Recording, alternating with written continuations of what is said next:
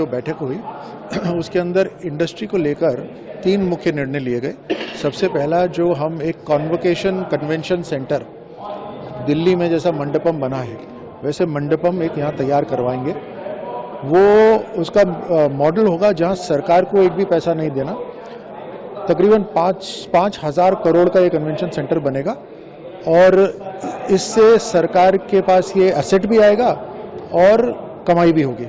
सरकार को कोई पैसे देने की जरूरत नहीं है। दूसरा है, उदयपुर के अंदर आयरन ओर की जो माइन है उसको इस्तेमाल करने के लिए एक कंपनी के साथ हमने समझौता करा है, जो कंपनी को हम 53 एकड़ ज़मीन दे रहे हैं डीएलसी से डबल रेट पर। उससे वो प्योर करेगी इस आयरन ओर को और पैलेट बनाकर आयरन से जो काम होते हैं उसको बढ़ावा मिलेगा। तीसरा निर्णय हमने इंडस्ट्रियल पार्क पॉलिसी 2026 लेकर आए। इसमें हमने कुछ मॉडल बनाए हैं। जो ऐसे इलाके हैं जहां इंडस्ट्रीज बहुत कम जाती हैं, वहां कोई डेवलपर अपनी पार्क बनाना चाहेगा तो उसको इंसेंटिव है, प्राथमिकता है। उसी तरह पूरी ज़मीन अगर किसी की है डेवलपर की तो उसको भी इंसेंटिव है।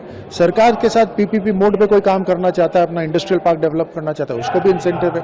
किसी के पास 80% ज़मीन है, 20% सरकार से जाता है तो हम उसको भी देने को तैयार है, उसमें भी इंसेंटिव है। तो इससे इंडस्ट्रियल पार्क्स बढ़ेंगे और ख़ास तौर से एक कॉम्पिटिशन होगा। जो सरकार के इंडस्ट्रियल पार्क है उसके मुकाबले में प्राइवेट इंडस्ट्रियल पार्क के साथ भी मुकाबला होगा। एक और निर्णय लिया गया यहाँ पर, जो इलेक्शन के अंदर एक लिमिटेशन होती है, उस लिमिटेशन के अंदर हमने वो लिमिटेशन को हटा दिया है।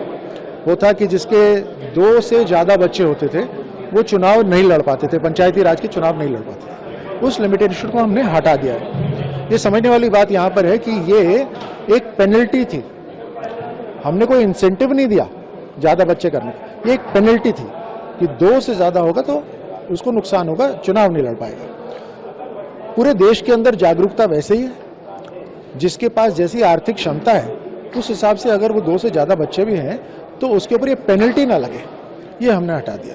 तो कुल मिलाकर 2 से अधिक जो संतान वाले लोग हैं वो भी पंचायत राज चुनाव लड़ सकते हैं। ये जो रोक थी, ये रोक हमने हटा दी।